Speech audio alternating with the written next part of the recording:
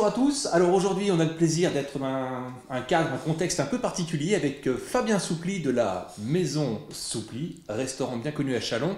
Et on va parler de tes 95 ans. Alors c'est pas ton âge. C'est pas mon âge, non. Non. Mais c'est les 95 ans de la Maison Soupli. C'est pour ça que ça s'appelle comme ça. Quatrième génération, donc oui, forcément, il y a un peu d'histoire. Je pense qu'on doit être un établissement des plus vieux en nom propre depuis un moment sur la ville ou le département. C'est quoi tes souvenirs sur l'histoire de la Maison Soupli, aussi loin que tu te rappelles? Alors moi, avec mon frère, parce que j'ai un frère où on a un an d'écart, on a été élevé ici puisque on est arrivé suite au décès de mon grand-père, parce que mon papa a voulu reprendre l'affaire parce qu'il ne voulait pas laisser partir à un tiers. Donc on est arrivé ici, on avait 4 et 3 ans. Et on a été bercé dans ce milieu où il y avait toujours du bruit, une bonne ambiance, la convivialité, des gens qui parlent, qui discutent. Mon père à l'époque l'après-midi, comme c'était un petit peu aussi un bistrot de quartier, alimentait aussi un tournoi de belote, de baby-foot, c'était des autres époques. J'ai des souvenirs comme ça où il y avait des vrais moments de convivialité autour d'un verre, autour d'un plat, d'échange. Et mes parents, eux, étant restaurateurs, ont bonifier et continuer de pérenniser l'histoire qui existait déjà. Donc c'était donc il y a 41 ans. Puisque le restaurant, il a toujours été ici, là? Oui, c'est toujours la même adresse. C'était mes arrière-grands-parents donc, qui ont ouvert le 1er mai 1930.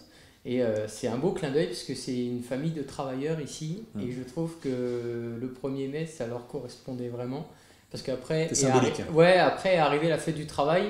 Et ma grand-mère, quand elle était du monde, et mon grand-père disait, puisqu'il y a un jour où on doit fermer, ça sera forcément celui-là.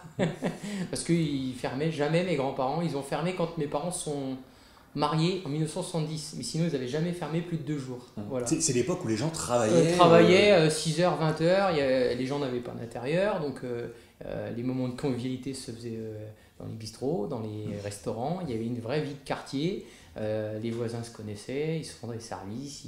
Et nous, on a été bercés dans ce milieu-là avec mon frère. Et on a vécu ici, donc on était logés au-dessus de l'établissement, on entendait toujours du bruit. Des fois, il y avait des blagues, ce qui déplaisait à ma mère, parce que des fois, c'était pas toujours opportun. Des blagues de comptoir. Voilà, exactement. Et alors, ils ont eu un moment où c'était vraiment rigolo, parce que c'était vraiment du comptoir pur, bar pur. Et puis des clientèles restaurants, donc il y avait une mixité sociale comme ça très intéressante qu'on ne retrouve plus beaucoup maintenant. Et mon père a dit à un moment, il faudra décider quoi. Et c'est papa en 85 a dit on va faire que restaurant quoi. Ouais. Et toi tu as repris il y a quoi? Il y a 11-12 ans, un truc comme ça? 2011, donc ouais, ça fait bientôt 15 ans. Bientôt 15 ans, ouais. Ouais, bientôt 15 ans. Et parce que je savais à court ou moyen terme que je reprendrais. Et quand on s'est posé la question, mon frère était là et papa a dit bah alors qu'est-ce qu'on fait parce que je vais bientôt arrêter. Et mon frère a répondu à ma place en disant bah c'est Fab qui continue. Donc ça s'est jamais vraiment posé de question d'héritage, de transmission. Mais il a fallu que je travaille ailleurs avant d'arriver ici. Et il a fallu que tu fasses tes preuves, voilà, tes armes. Parce que je pense que c'est un milieu qui évolue beaucoup, qui évolue encore. Mais il faut pas être en retard quoi. C'est-à-dire qu'il faut être dans l'air du temps, c'est pas évident. D'autant plus maintenant avec tous les supports que l'on connaît, il faut être à la page. Si t'as senti un grand changement là dans les 15 dernières années?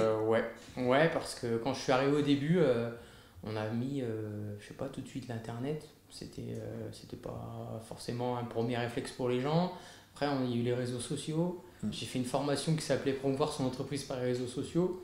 Mes parents étaient un peu dubitatifs sur ce projet-là. Et au final, on s'aperçoit que ça a un impact et que ça fait vraiment partie du quotidien d'une vie d'entreprise, quelle qu'elle soit, quelque domaine ce soit. Et je pense qu'il faut une visibilité. Alors après, il y a tout et son contraire là-dedans, mais moi je pense qu'il faut être présent. Le journal, c'est bien, mais c'est peut-être plus d'actualité et il faut vivre avec son temps. Et sur les quelques dernières années passées, là, je pense notamment depuis 2020, le Covid notamment, est-ce que il a fallu que tu te réinventes? Parce que forcément, on sait très bien que tout le monde est passé par des périodes hyper compliquées, notamment les restaurateurs. Comment tu as vécu tout ça? Comment tu as réagi, toi? On a été très réactifs, je dis on parce que je t'associe à cette nouvelle idée du commerce avec le click and collect qui était naissant. On l'a lancé, on l'a tenté, on a essayé de subsister avec cette opération qui a été une expérience. Elle n'est pas forcément nulle à 100%, elle n'est pas forcément bien à 100%, ça a été une transition et de là, il a fallu se réinventer complètement et c'est le terme parce que si on reste sur les chiffres d'avant Covid, on les atteint plus. Coût énergétique, coût des matières premières, les gens qui vont un petit peu moins au restaurant du fait du télétravail, tout est en changement, tout corps de secteur d'activité confondu. On s'est réadapté. À l'époque, on avait 3 menus. Maintenant, on a un menu du jour qui change tous les jours. Et on a fait une carte plus condensée avec du choix, mais qui varie. Et parce qu'on disait, mon père était encore du monde, il disait il ne faut pas tricher sur ce qu'on sert.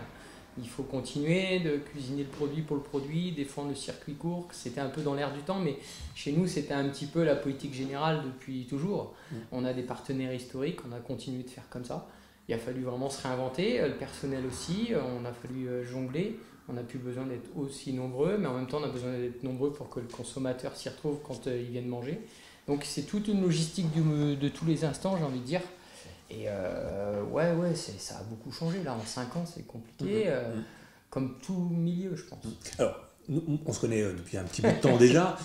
Moi, ce que je remarque chez toi, c'est cette capacité à ne pas se laisser aller dans la difficulté. C'est-à-dire que tu es toujours là, tu es toujours présent, tu te réinventes, tu es partout, tu es hyper dynamique. Et ça, alors d'un point de vue professionnel à professionnel, ça fait forcément plaisir, mais c'est ce qui fait un petit peu ta patte et ta marque aujourd'hui. Ouais, maman, elle me dit toujours, mon frère aussi, comment tu fais pour être toujours optimiste, toujours très inventé. Je pense que c'est en soi, c'est une qualité que j'ai. Bon, j'ai plein d'autres défauts, mais j'ai celle-ci. Et je pense, parce que j'aime mon métier et ça m'ennuierait qu'un jour, ils ne puissent pas pérenniser cet art de la table.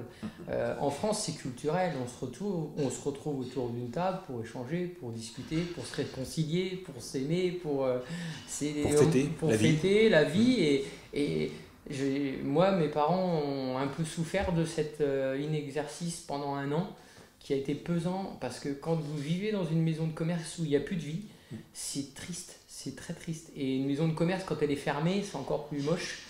Et je pense que ça c'est ce qui m'a ennuyé le plus pendant le Covid. Ça m'a pas touché, mais ça a touché mon métier et ça m'embête. Parce que notre métier est en plein changement. Il y a des nouvelles choses qui se font. Le snacking, c'est très bien. Il y a des choses intéressantes à se faire dedans. Moi, j'ai pour habitude de dire il y a de la place pour tout le monde. J'ai rien contre les fast-food, j'ai rien contre les étoilés. Je pense qu'on est tous prestataires d'une prestation de restaurant ou de restauration qui a le mérite d'exister. Après, on aime, on n'aime pas, c'est propre à chacun. Mais moi, je veux défendre toujours la tradition parce que je pense que c'est là-dedans qu'on a nos références les uns ou les autres en France. On a tous une tante, une grand-mère qui faisait telle ou telle recette. Ah, mais bien sûr, la recette familiale du dimanche. Un gâteau, une préparation authentique, parce qu'il y a un affect qui vient, mais il y a aussi l'historique de la transmission. Et ça, il ne faut pas l'oublier. Je pense qu'on est en France envié pour cette culture de la table. Et il faut que les gens continuent de faire ça. Parce que, alors, ils y vont peut-être un peu moins au restaurant, c'est légitime, le pouvoir d'achat est impacté. Mais il faut le préserver quand même. Même si on peut y aller qu'une fois, il faut le maintenir de l'y aller. C'est un moment de plaisir, c'est un moment important dans la vie de chacun. Et puis, les foyers, des fois, ils vivent les uns à côté des autres avec leur smartphone. Ils pourraient se réunir à table, même s'ils ne vont pas au restaurant, et discuter. Ça c'est l'impact d'une maison comme ici, c'est l'âme d'une maison.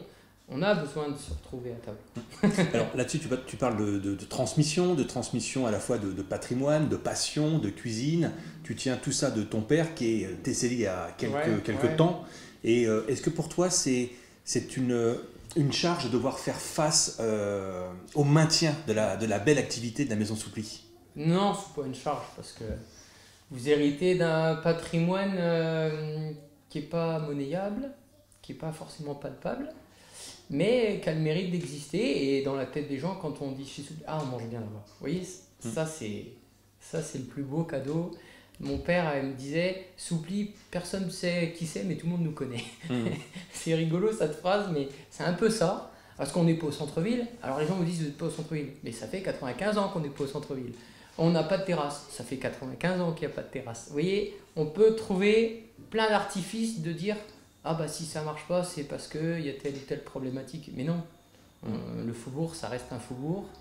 Et les vies de faubourg et les fêtes de faubourg, dans le temps, c'était historique. Ça a fait vivre beaucoup mes grands-parents et mes parents. Et puis tout change, mais on a encore la possibilité d'ouvrir. Et ça, c'est le plus important, parce que 1 an de fermeture Covid, c'était infernal, quoi. Ah, mais c'est terrible, ça a été terrible pour tout le monde. Ça, c'est pas un point de détail, mais ça a été terrible pour tout le monde. On va parler quelques instants de ta passion cuisine. Toi, tu aimes, je veux dire, mais je vais prendre un risque, je veux dire l'authentique. Ouais. Tu aimes l'authentique, tu aimes le local. C'est ce qui définit ta cuisine? Parce que je pense qu'il y a largement à faire, et on a la chance, peu importe les départements, les territoires en France, d'avoir toujours des gens qui, dans un petit rayon, travaillent le produit, défendent le produit. Alors on essaye de faire au maximum. Et puis on peut avoir des recettes avec 25 ingrédients, mais est-ce qu'on a tous le palais initié pour apprécier? Est-ce qu'on aura la même sensibilité les uns ou les autres? Je pense qu'il faut un peu de mâche, un peu d'os, un peu d'arête, un peu de sauce, un peu de gras. Il faut tout un petit peu pour préserver et se rappeler les goûts initiaux. C'est que moi je fais une cocotte de joues de bœuf, c'est ni plus ni moins que dans le temps les plats mijotés. On disait tout à l'heure, oui, mais c'est la tradition. Mais ça, c'est la vraie tradition, en fait. Alors, c'est de la joue de bœuf. Dans la tête des gens, c'est un bourguignon. Mais la joue de bœuf, c'est un parti d'un abat. Les abats sont des morceaux assez nobles, si on veut bien. Sauf que maintenant, les gens cuisinant un peu moins, ils en mangent moins. Donc, à nous, restaurateurs, de trouver encore ces produits qui parlent encore aux gens, qui les ont appréciés ou qui les apprécient encore, mais qui peuvent peut-être plus, ou qui n'ont plus le temps, ou qui ne les trouvent plus, de les proposer. Parce que aller au restaurant pour manger ce que vous mangez chez vous, je trouve que c'est un peu dommageable. Mais bon. Mais tu as entièrement raison. C'est un peu comme ça que je vois les choses. Le restaurant, c'est la sortie culinaire différente de ce qu'on peut se faire à la maison. C'est le moment plaisir, gustatif, échange, présence. Ouais, c'est ça. Et le plat du jour, on veut rester sur un entrée, plat, dessert à 22,50 €, ce qui peut paraître une somme, je suis d'accord. Sauf que quand on travaille du produit brut au produit fini et avoir un renouveau tous les jours sur ces produits-là, je pense qu'on reste hyper compétitif avec les produits locaux. Je pense que ça, c'est le vrai, c'est la vraie tendance. Alors effectivement, on a un peu changé nos habitudes. Historiquement, on mettait plutôt des terrines, des petits pâtés en croûte que l'on faisait, etc. Là maintenant, on change un peu, on met plus de végétal, de légumineuses dans les entrées. Il faut trouver aussi l'équilibre. On est tous un peu plus sédentaires qu'avant. C'est aussi une question de bien-être et de santé. Je pense que l'équilibre, on n'est peut-être pas obligé de manger de la viande matin, midi, soir, si je puis dire. Si on n'en mange qu'une fois mais qu'on la mange bien, c'est peut-être mieux. Et le slogan qu'on pourrait dire, c'est manger de la viande, mangez-en moins, mangez-en mieux, quoi. C'est pas mal ça. C'est pas mal ça. Alors, dernière question, Fabien. 95 ans là, cette année pour la Maison Soupli, le 1er mai, j'ai bien retenu notamment. Dans 5 ans, 100 ans. Qu'est-ce qu'on fait ? Bon après on vit un peu au jour le jour, on se projette. Le challenge déjà, c'est de se rouvrir le lendemain. Depuis le Covid, j'ai un peu ce discours-là, c'est parce qu'il n'y a pas de vérité, il n'y a pas de malin. Les gens qui disent fallait faire, il aurait fallu et tout ça, il faut être dans la position des gens. On va déjà ouvrir le lendemain, la semaine suivante, puis on va se projeter petit à petit. Dans 5 ans, j'aurai un demi-siècle et l'établissement aura un siècle. On verra si on peut faire un truc rigolo. Déjà, il a 95 ans et cette pérennité est belle. C'est pour ça que je voulais en parler, parce que je pense que c'est chouette. Il n'y a pas beaucoup d'établissements qui peuvent avoir cette notoriété familiale, locale et qui continue. Donc ça, c'est déjà bien à l'heure d'actuelle. Je te rejoins, c'est entièrement beau et vrai. Je te dis déjà joyeux anniversaire. Je te dis pas à dans 5 ans, mais à très bientôt. Mon père disait aimons-nous vivants, profitons de l'instant présent. Alors on va déjà faire aujourd'hui et en tout cas on a passé un bon moment. Parfait. Merci Fabien. À bientôt.